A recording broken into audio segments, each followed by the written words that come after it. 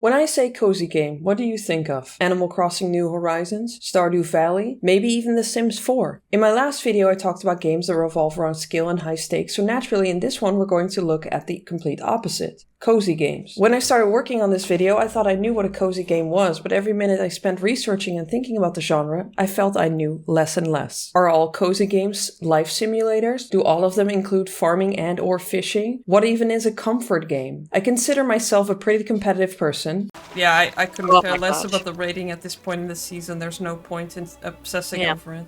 A few moments later. And another 15 rating gone. Okay, a very competitive person, so I wanted to check if maybe I'm not getting the genre wrong because I'm just too deep into skill-based games or too obsessed with over-optimizing every game I play. Like trying to get onto Spider Island in week 1 of playing Animal Crossing for those sweet 8,000 bells per spider, or filling my farm to the brim with blueberries in Stardew because I read somewhere that they were the best summer crop. So I took the Quantic Foundry player motivation test to see if maybe I'm just misunderstanding most cozy games because I'm obsessed with optimizing the fun out of everything, and or because I'm overly competitive. Well, according to the test, I'm a gardener gladiator, and here are the descriptions for both. Gardeners are looking for quiet, relaxing task completion. They enjoy accessible gameplay that focuses on completing levels or quests, collecting stars, trophies, and collecting collectibles. Gladiators are competitive gamers who are more likely to identify as hardcore, and they want games to engage them using a broad spectrum of features. They are looking for an epic, skill-based experience in the games they play. Basically, inside me there are two wolves. One wants to pick flowers and chill, while the other one wants to taste the blood of my enemies. Great. Now all my play hours in World of Warcraft make a lot of sense, a game that manages to blend the unique vibes of dressing up your character, flying around, picking flowers while killing enemies and or other players. Anyways, back to cozy games. What makes a game cozy? While there have been attempts at assigning characteristics to the genre like aesthetics or mechanics, focusing on the lack of stress and violence in cozy games are hard to define because their main attraction is the feeling the player gets while playing them. And feelings are very personal. If you, for instance, play the game wrong by over-optimizing your farm so you can buy expensive stuff quicker, looking at you, Golden Clock, or are afraid of spiders running up to you at 88 miles an hour to bite you, you might not think the experience is relaxing or cozy. So, is there even a way to understand the cozy game genre? Well, it's complicated. Genres are categories based on common characteristics and expectations. As the audience, we want to know what experience we are getting when we buy a game, and genres are usually a good indicator of gameplay mechanics and overall vibe.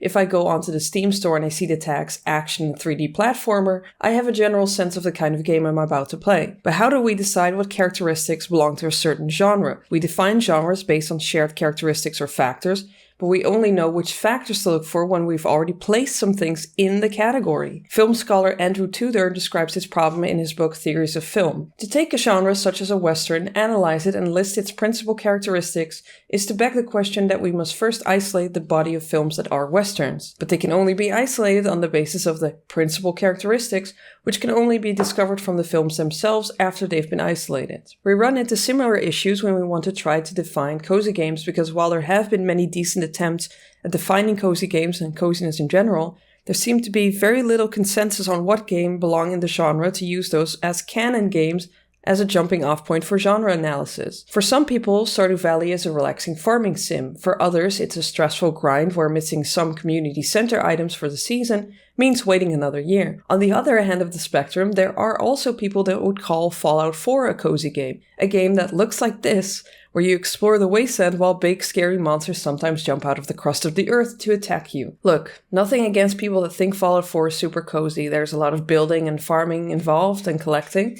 I've just been personally victimized by Deathclaws too many times. Currently, cozy games seem to be mostly defined by what is done commercially well in the genre. Because genres aren't only formed through audience discourse, but also because developers and publishers are using a popular label and the characteristics associated with it as a marketing tool. After Animal Crossing's success in 2020 with a very captive audience, the amount of games tagged cozy on Steam exploded. And they all have a recognizable familiar vibe: cute aesthetics, collecting, farming, fishing, paying off debt, etc. But is this really what all cozy games are? Does it help to look at what cozy games aren't? During my research, I came across a website called Project Horseshoe, a think tank of game designers trying to figure out the blurry lines of cozy games. They define coziness itself as feeling safe, abundant, your basic needs are taken care of, and soft, non-threatening, low stakes. They later also add, as you approach cozy design, remember that coziness is an aesthetic goal. a flavor that can be applied to any underlying type of game. Some mechanics are emotionally more in tune with coziness, but any game can be made more cozy. This also means that there is no single defining genre that is coziness. Games can have short moments of coziness, like when you're taken out of a threatening environment for a while, but what elements make a game anti-cozy? Project Horseshoe has a list of common factors that negate coziness, like extrinsic rewards, danger, fear, threat, responsibility, unpleasant distractions, distance, phobia sources, etc. My issue with this list is that some factors are in commonly listed cozy games, like the spiders in Animal Crossing,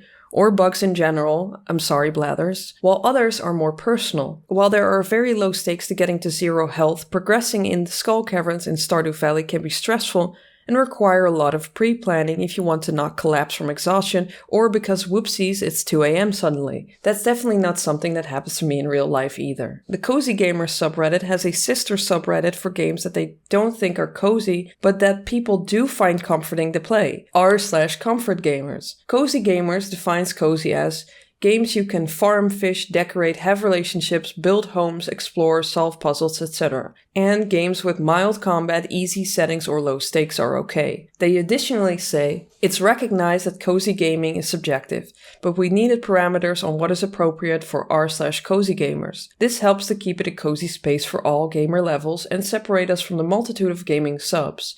This sub is for all the games that emphasize relaxation, low/no stakes, and a chill vibe. It's a gaming experience focused more on unwinding and less on competition or high-stake challenges. And I mean, you have to draw the line somewhere, which is fine, but it's also a bit semantics. What, realistically speaking, is the difference between a cozy game and a comfort game? From the point of view of the player, there might not be any. You can be stressed out by something labeled by the wider community as a cozy game, while relaxing to a non-cozy game like Descenders or Death Must Die, or maybe even Diablo 4. If we want to classify cozy games as a useful genre to talk about a certain type of games, we must agree on our expectations of the genre, and the only thing that people tend to agree on is that no one can decide for someone else what is and isn't cozy. When some people say they want a cozy game, they might mean cute farming sim, and they might be shocked at the fact that other people find Red Dead Redemption 2 cozy because it lets them explore a beautiful world, collect items, and fish.